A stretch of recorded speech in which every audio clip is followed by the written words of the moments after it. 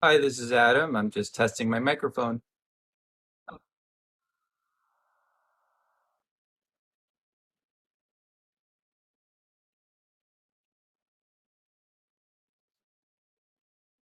Uh, uh, right.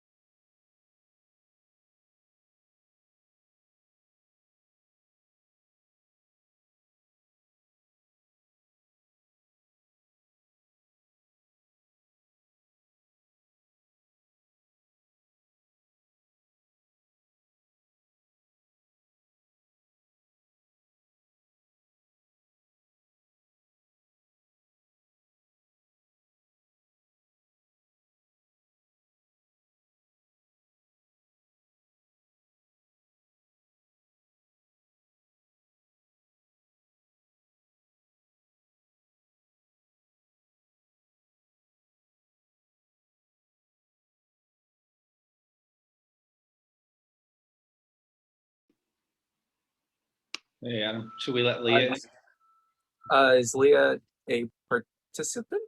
He is the tech director, so we should probably. Oh, yes, then that would be great. Yeah, we should do that. You're sharing screen, right? Yes. Hey, Leah. Hi, good morning or good afternoon almost. Good Hi. Oh, morning. we thought you were a different Leah. Um, Hello. well, welcome. Thank you. Adam, do you want to test the screen share just to make sure we're good? Um, sure. Leah, where are you a teacher and where do you teach? Yeah, I'm a science and biology teacher for senior school at St. Paul's at the moment, but I'll be joining Avenues as of August. Oh, welcome. Thank Welcome, you. welcome to the team. Thank you. Great. That looks good, Adam. Right. That's exciting. So you're going to be teaching the 11th and 12th graders biology? No, I'm going to be with the middle school interdisciplinary project teaching them. Oh, fun. That's way more fun anyway. Yeah. Hope so. It's a really great team there. I've had a chance over the years to yeah. I've had a chance over the years to chat with all of them and it's they have a lot of fun. It's a really great team. Mhm.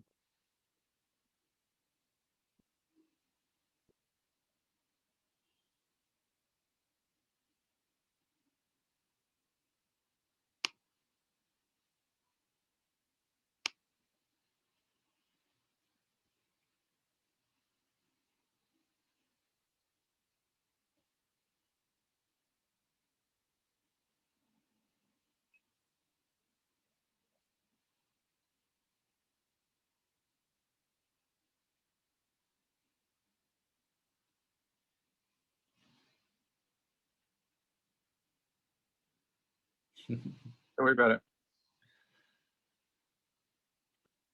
My daughter thinks she's a dog, Leah, and does the same thing to cats when they pass by.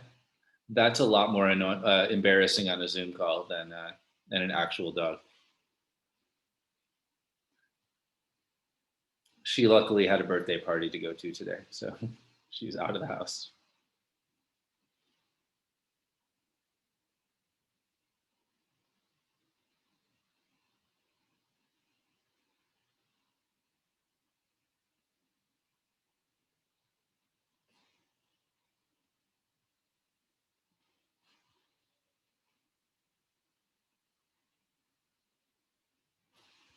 Leah, have you gone to any of the other sessions? Yes, I just finished the steak and the sizzle session. It was amazing. I really enjoyed seeing all the planning of the project that they made. It was amazing. They shared some really great tools. Great. Who led that session? Their names escape Caio and Jocelyn, I think. Okay. Yeah. I think I've met Caio before. Are you both in São Paulo or in New York? No, we're both in New York. New York. Okay. That's nice. Mm-hmm. My father was a New Yorker. Oh, yeah? Love New York, yeah. It's funny, all year the Sao Paulo team is dressed in short sleeves and kind of summer gear during all of our calls until right around this time, and now it's getting up into the 90s here, which is I guess the 30s down there, and it's now everyone in Sao Paulo is wearing scarves and long sleeves all of a sudden. Yeah, and it's a chilly and rainy day, so yeah. Mm-hmm.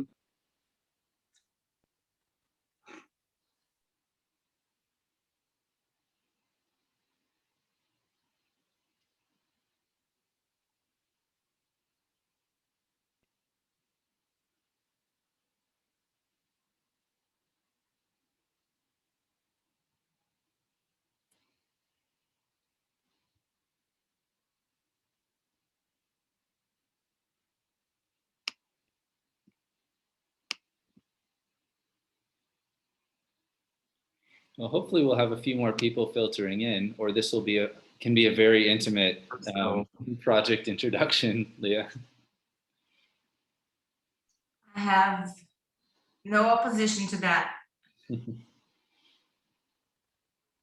think we have a meeting with some of your new colleagues next week or in 2 weeks about this project. Actually, they're thinking about running a version of it in 9th grade in Sao Paulo too. Have you met Anna?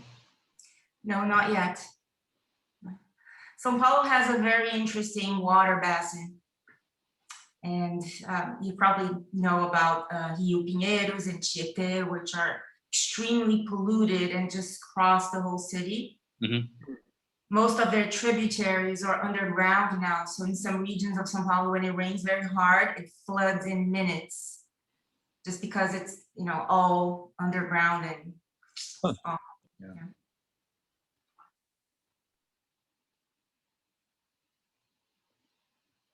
So that has to do with the water table? Yeah. Mm-hmm. And building a lot of urban infrastructure. With no planning at all. No planning at all, right? Yeah, we lucked out in New York that we just built everything on solid bedrock. That was not planned. It was completely an accident, but a happy accident. Well, Adam, do you think we should get started with just Leah here and just make it kind of less formal? We'll go through some of our ideas, and I guess Leah, you can stop and ask questions and interrupt us whenever.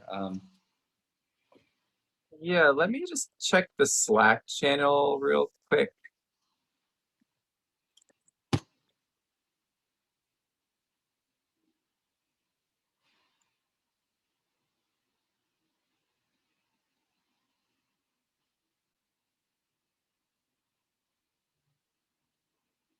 Leah, was it easy to find our program?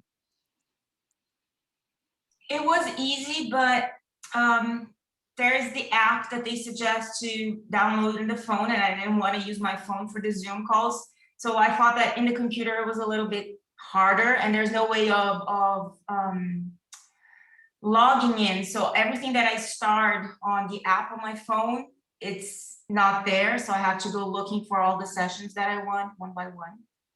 So, Right. Okay. But the link is accurate, clearly. Okay. Okay.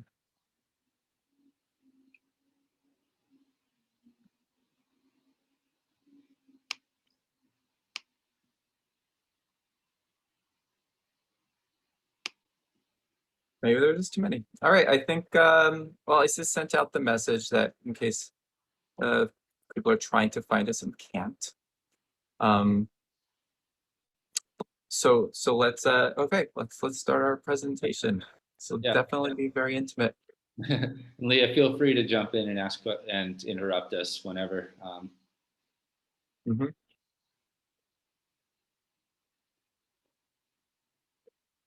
Are we playing any videos, Steve? Are we going to play that intro? Yes, we are. So let me make sure I share sound. And hit the top. I'm so sorry.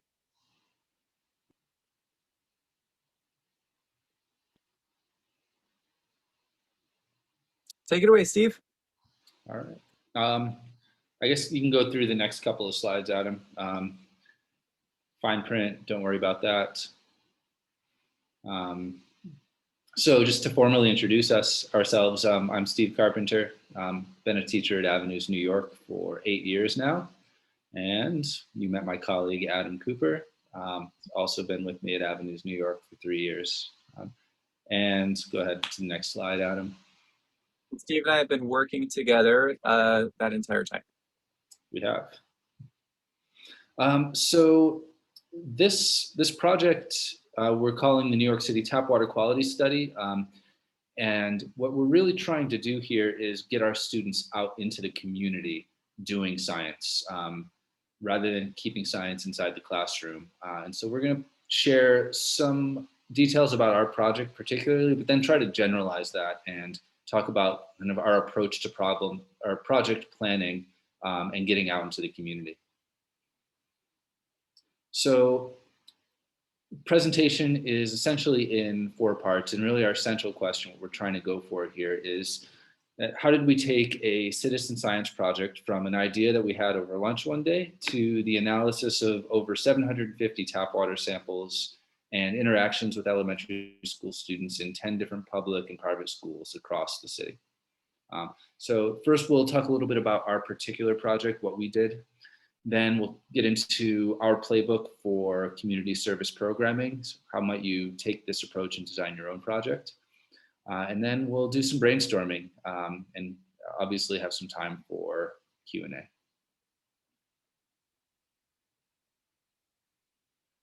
So for part 1, we're going to be discussing the tap water quality study.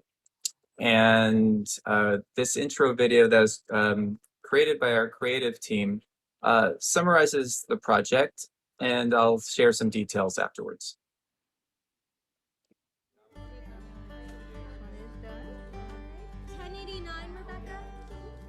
Low detection, 1089.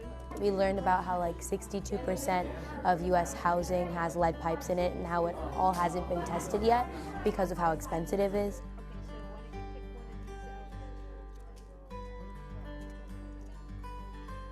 They actually constructed these. They're making them into little kits that can be shared with students in other schools in New York City. And then you can enter the sample ID. Our learning is super project-based, so we're integrating our knowledge and our projects with the outside world.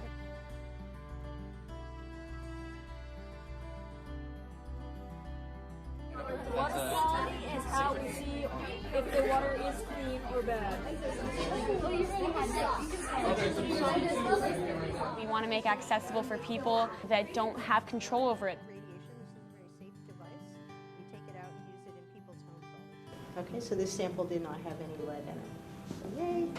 Yay! Okay.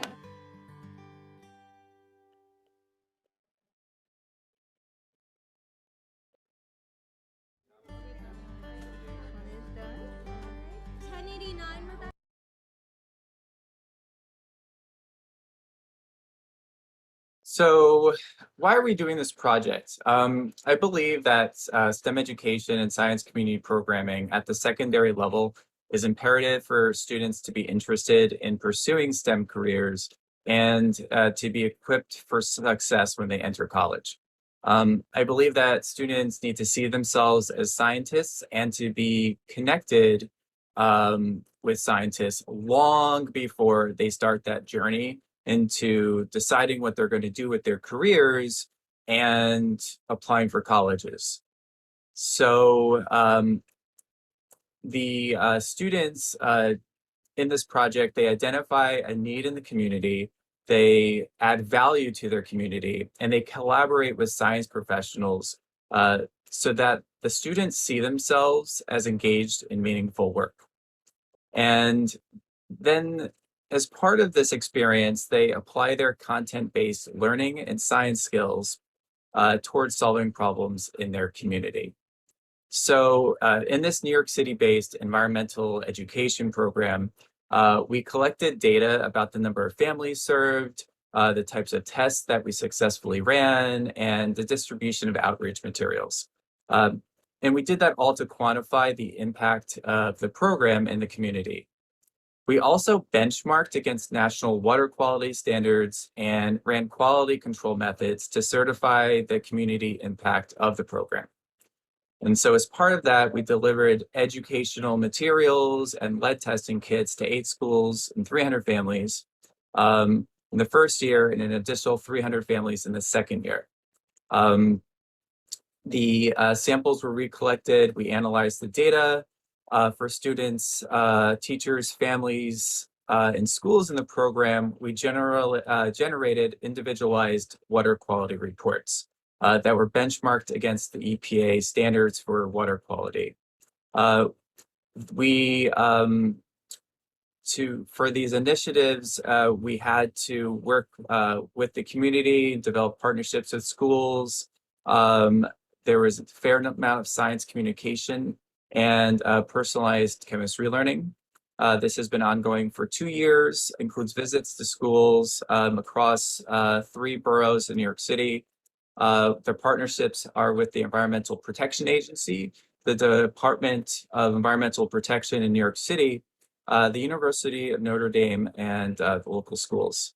The duration of the program is for 1 semester, and we work with our 9th graders. And so as part of the outreach materials for this program, we designed a website as the main parking lot for access to information about the project and its impacts. We, of course, have students going out to schools in the community, Brooklyn, Manhattan, and Queens. And typically, we're working with 5th graders most of the time.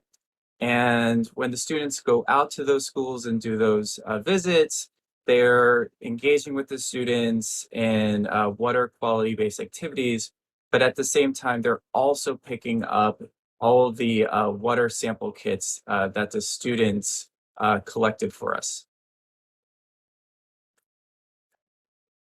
Part of the program is a brochure, and this is to generate interest among the different schools that we're pitching our program to.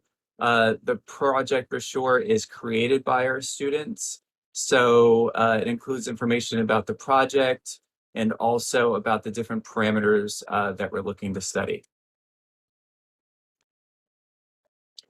The students at our school work with a database as a way of collecting the data, organizing it, analyzing it, and visualizing it. One of the ways that we communicate our results for this project is through an interactive map that's publicly distributed through just Google Maps.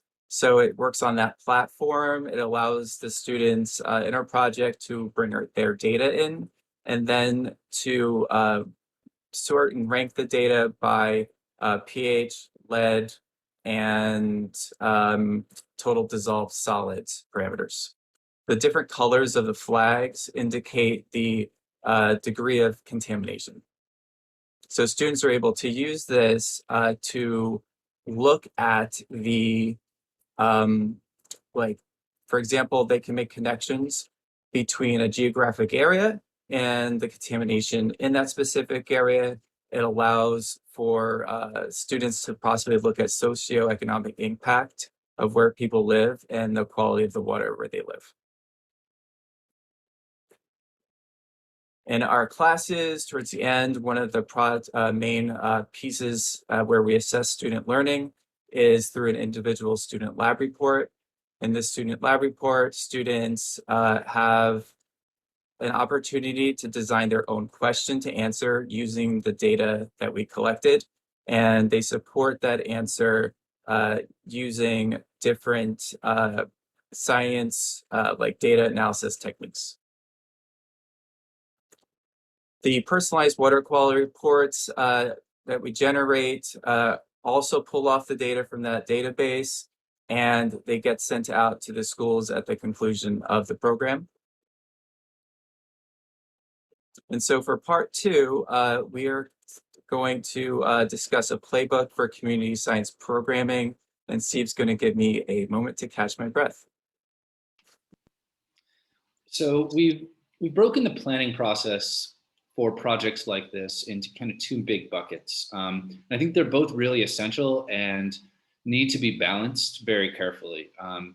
So the categories on the right, the teaching and learning, are the things that teachers are intimately familiar with. How long is this unit going to be? What do the kids need to know? Designing those investigations and inquiry, assessing students.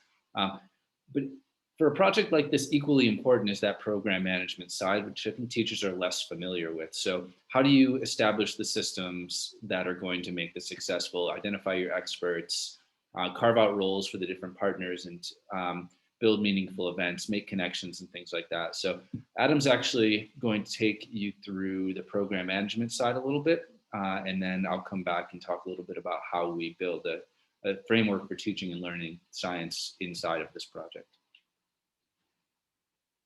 Thanks, Steve.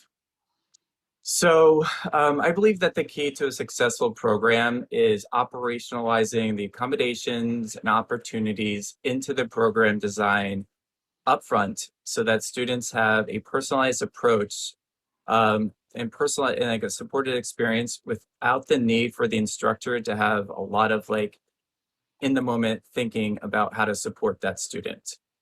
So in terms of adding system level supports early, one thing we do is leading with setting explicit commitment expectations.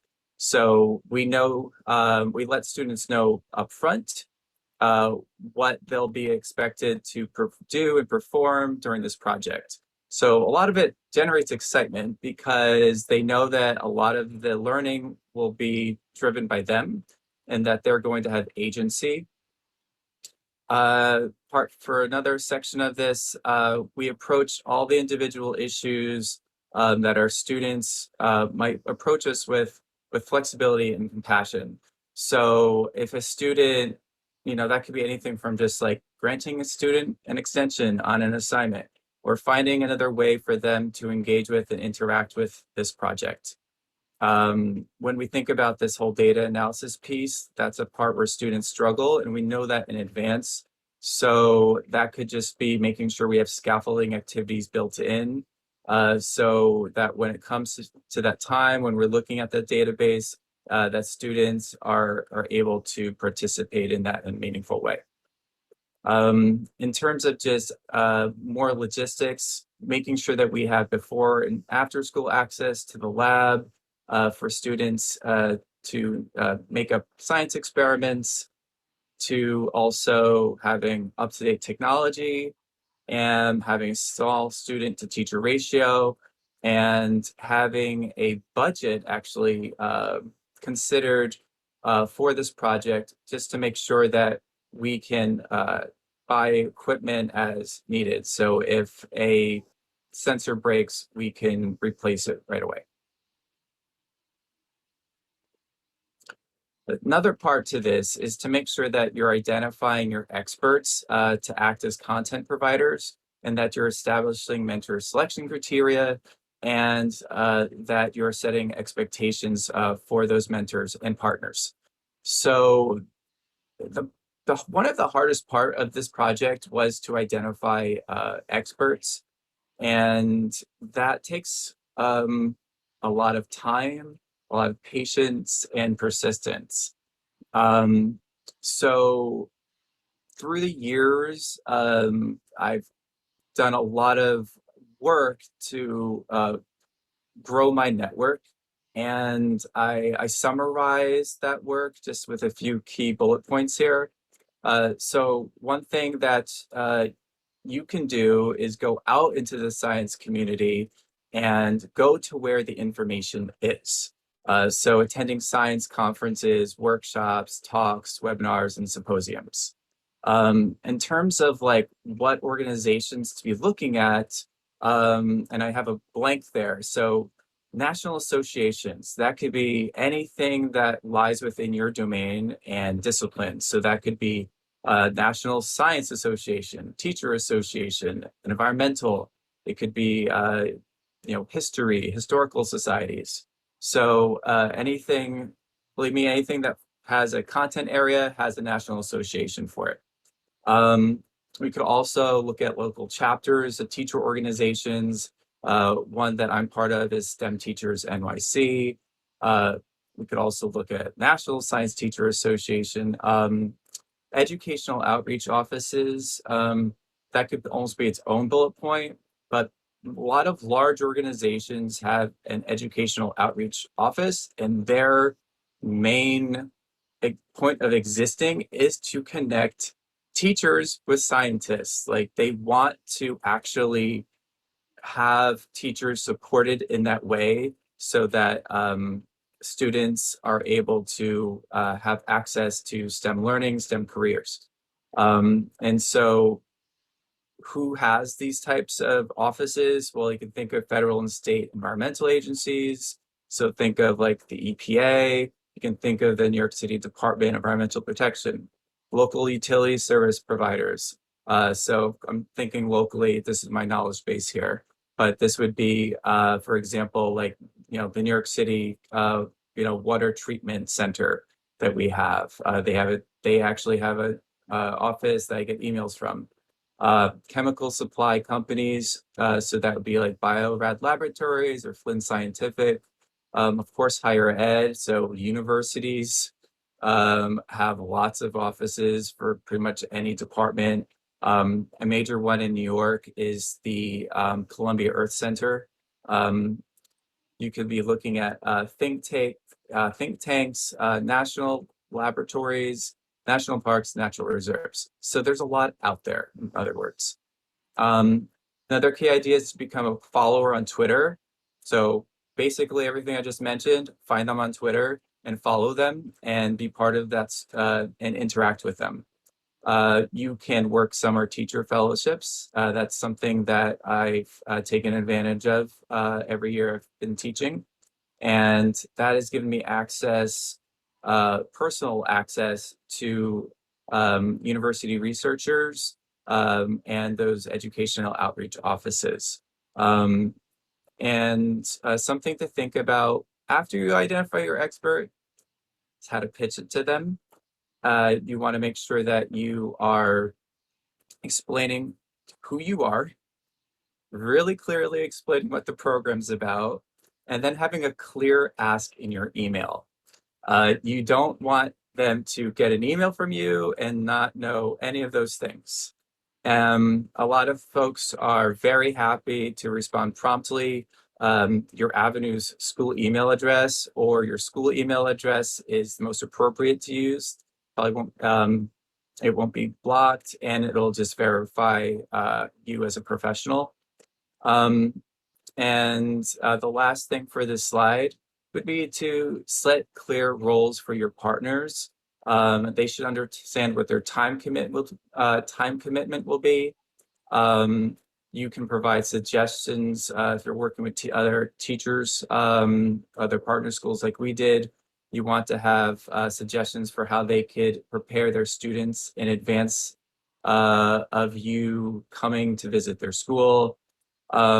You should talk about, again, this is more of like a visit thing, but talk about photography and making sure that you have like, you know, legal approval to use any photos that you capture. And then you could also tailor things for your partners within levels of engagement. So you can think about it in terms of, for us, for our program, some schools just collected the samples for us and didn't need a visit. Some schools decided to do both.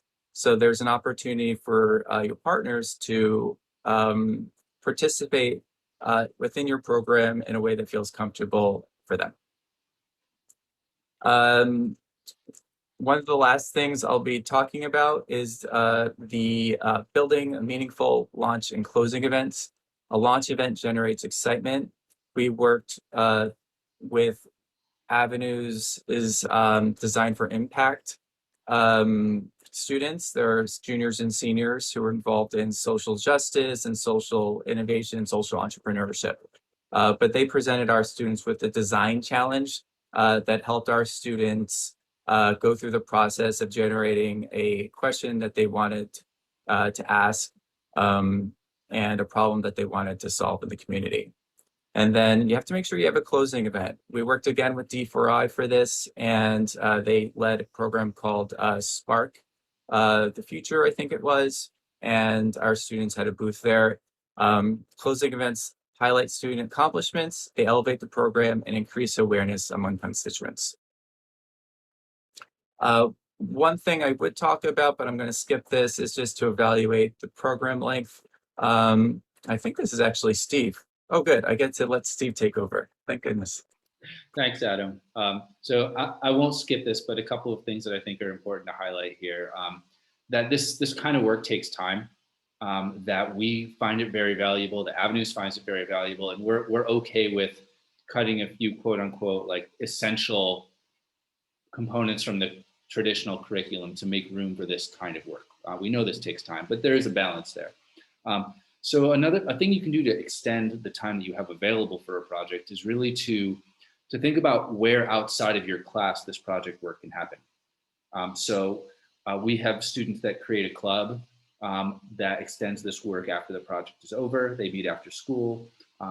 Some students that were preparing for a conference were working after school with us to prepare that. It doesn't all have to happen within the confines of the project. And then just keep in mind that like real science does not happen in 3 months.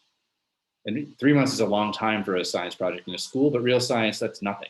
So consider making a project extend over from year to year. Don't just start the project new at the beginning of the next year, but let the kids know we're continuing work that's ongoing. Go ahead, Adam. So in terms of the teaching and learning side, the real important thing about project-based learning is that the learning goals should come out of the project, not the project coming out of the learning goals. So really think about what do the students need to know to be successful in this project. For us, we were trying to figure out how to get students out there doing real science that impacts our community. And that was the first and foremost thing in our mind at all points when we were deciding, hey, what do we have to teach? Next slide, Adam. So for this project, it was really all about measurement techniques. We dug into the particle model of matter, and we wanted to make sure students could draw conclusions from the data and communicate those things. And so that really, all of these bullet points came out of the water quality project needs, not, okay, we need to teach our students these things, let's jam them into the water quality project. And so that's a really important driver for our project work, is that what the students need to know and be able to do comes out of the project, not vice versa. Next slide, Adam. So after that, I think a really important piece of this is kind of designing the learning experiences. And we set these up in kind of cycles of increasingly complex inquiry. And so the first cycle of inquiry can start with them just taking a measurement. For us, it was measuring some tap water and sticking a probe in it and then asking, okay, wait, what's going on here? Why is your water different than mine? And that sparked some questioning, some modeling, some teaching, which then led to another question, which sparked some modeling and some teaching and some learning. And that sparked another question. And if you set up these cycles of inquiry, really the questioning that comes naturally out of the project can drive the students towards a more and more complex level of inquiry. And you can dig into this more when we send the slides out. So you can skip this and the next slide out.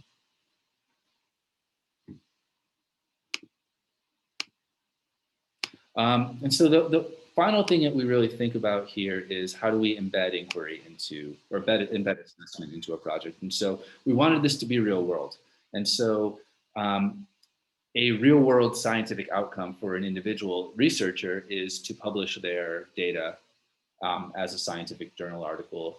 High school version of that is kind of a basic lab report. And so this is our first 9th grade experience writing lab reports. And they were able to take the data and really apply everything they've learned to answering a question using the data. And then obviously teacher staff will embed informative assessments throughout the project, making sure students are on track, learning what they need to learn. Adam? And then the final thing that we will speak about here is the importance of really empowering student choice. And Adam mentioned this earlier, but this is really, really central, especially keeping students engaged for several months in one project. They get antsy. It's important that they are making decisions about where they're going. And so always saying yes when students have ideas, making sure that you're tapping diverse skills. We had web developer kids that wanted to develop stuff for the web. We had kids that were great at public speaking and wanted to be the leaders in the presentation to our partner schools. We had students who, I had some students who were into game design. And so the picture you see on the right, they gamified the presentation that we brought to the schools. And so really finding ways to leverage student interest and skills within the project framework really keeps them involved. And I think that's my last slide, right, Adam? Mm-hmm. And so I believe we're going into Q&A. Yeah, we're going to skip the rapid ideation since it's only a couple of us anyway, and we'll jump right into Q&A here. So you're welcome to stay and ask questions, obviously. And I saw that, Leo, you had your hand up a few minutes ago. I'm not sure if we answered that question yet, but Mike and Brian, you're welcome to hang out. And Leo, we'd love to field any questions you have, both about this project, but also Avenue Science. You're diving into Avenue Science, so we're happy to talk about that if you want to as well. When I have my hand up, it was actually about the timing of the whole project. Now, you're collecting data for 2 years, and then I was wondering if students that were involved in the first year, were they still involved in the second year since they moved up a grade level? So at that moment, that was my question. So if you... Yeah, Adam, do you want to take that one? So I believe that the students came back to introduce the project to our incoming 9th graders. So they served as mentors in the, for our 9th graders. They also worked with our creative team during that year to speak to the project. They helped with the idea initiation phase of it. So they were definitely able to offer a lot of mentorship throughout their 10th grade. And this isn't everybody, but we reached out to the students and anybody who identified an interest with that was able to help out during their sophomore year. And another question that I have is, going to other institutions, going to schools and having students teach and conduct activities, it's challenging because they need skills that they might not have. So I'm wondering, how were you preparing the kids to go out into schools and actually talk about this project? with other kids younger than them? That took a lot of work. A lot of the project time that we devoted to this was actually working with classes to develop their lesson plans. So this was not they were not implementing our lesson plan. They did ideation and selection of lesson materials. Different students pitched different ideas. And actually every section of students had a slightly different lesson that they had designed and brought to the schools that they visited. So there was a lot of feedback involved in that process from us. We also were careful to identify, and the students knew, we didn't have to do it, but they knew to choose the students who they thought in their section were going to be the best at presenting and kind of organizing the full class. And then we utilized the fact that there were lots of us to not have to teach a full group of elementary school students, but we really had 2 students responsible for teaching a group of 4, 5, 6 of the elementary school students. So it was really small group interactions more than a full class lesson. And the other thing we did was we took advantage of our Avenues 5th graders as our lesson test subjects. And so we always bring the 5th grade classes from Avenues, New York, up to our labs, which is a treat for them. They haven't gotten to see the upper grades labs with all the fancy glassware and all that stuff.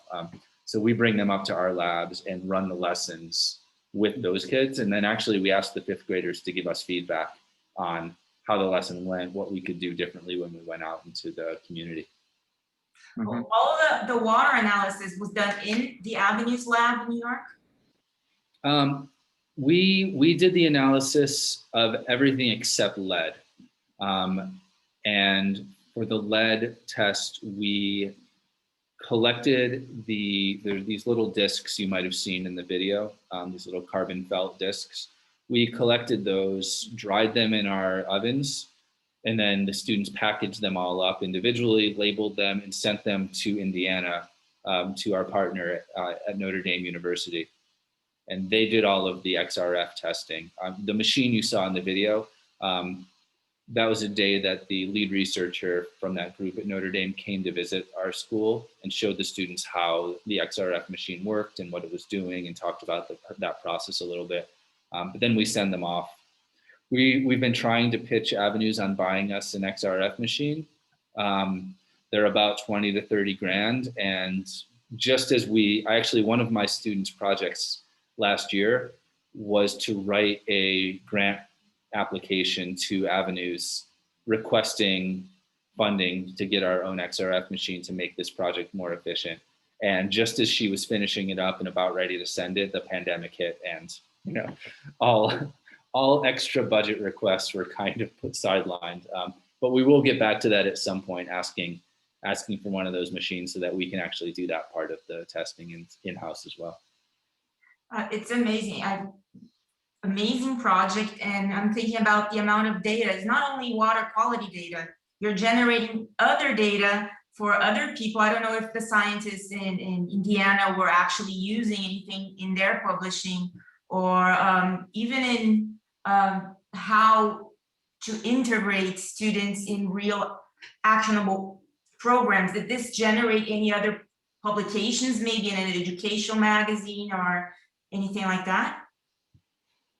Are you thinking about that?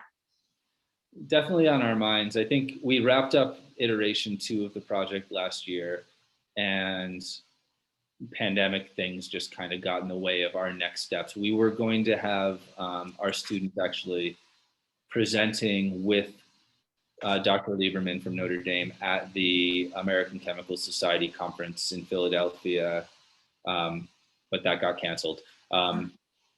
And I think from that point, I think our next steps as we take this project forward is probably presenting, but also looking to work with her on publication of our side of the research in chemical journals, but also I think writing it up for education journals is also one of our next steps. And I would love to involve kids in that. I think that would be a cool project extension. We have some students who write better than Adam or I write.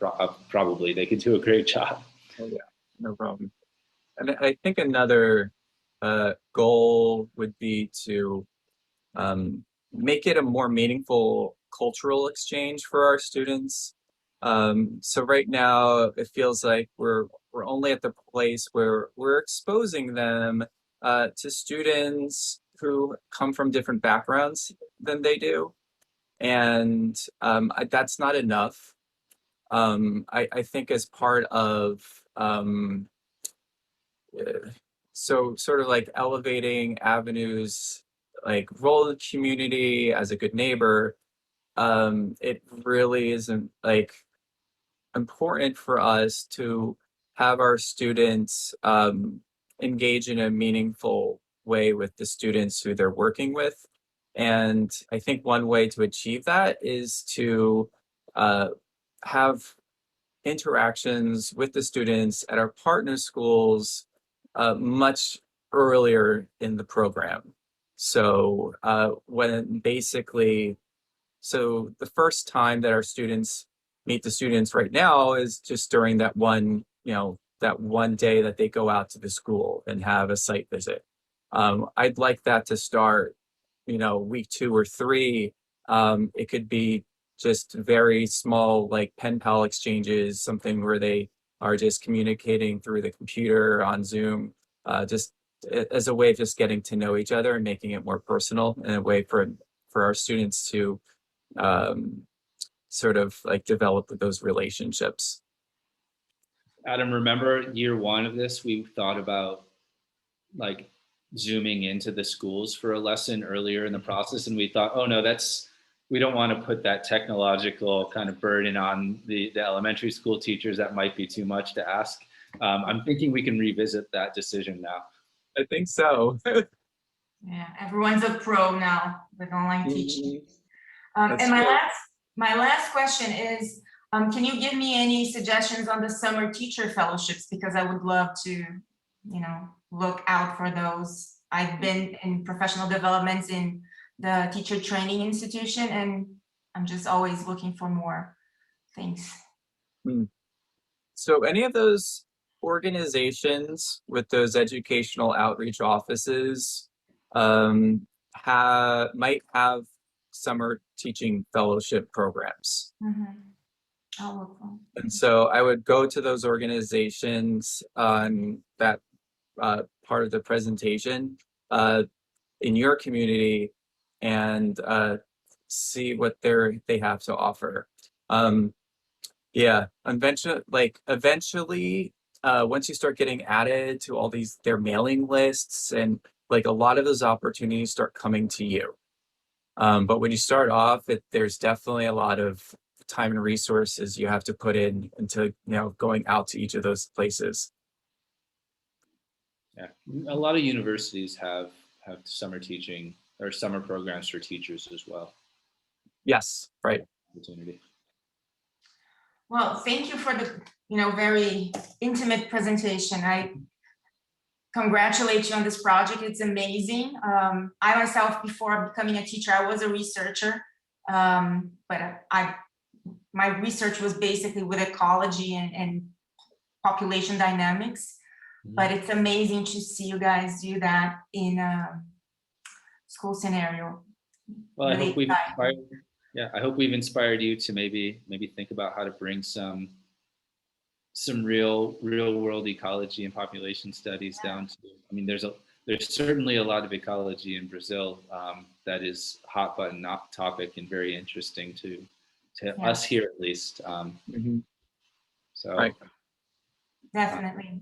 Well, it was great to meet you, Leah. I hope we'll get a chance to chat again in the future. I'm sure we will in some form of global collaboration through avenues. Yeah, that's what I was thinking. We'd love to have you as a partner. Yeah, I would love that. Yeah, definitely. So as of August, I'll officially be in avenues, and then we can chat about that anytime. Thank you, guys. Thank you, Leah. Have a lovely weekend. You too. Bye-bye.